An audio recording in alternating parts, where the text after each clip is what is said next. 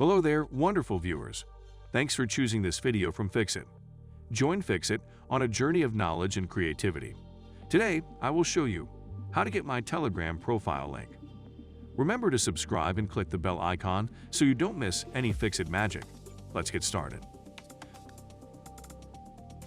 First of all, open up the Telegram application. Then tap on the settings icon at the bottom right corner of the screen.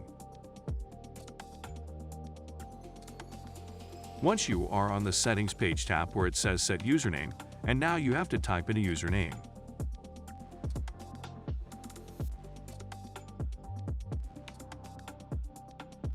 You can copy this link and send it to people, and they will be able to find you by this username and contact you without needing your phone number.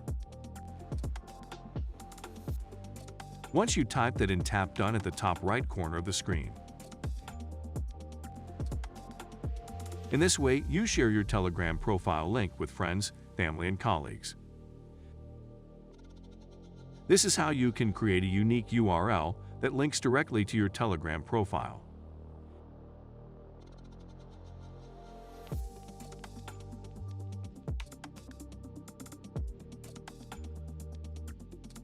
Did this video help you?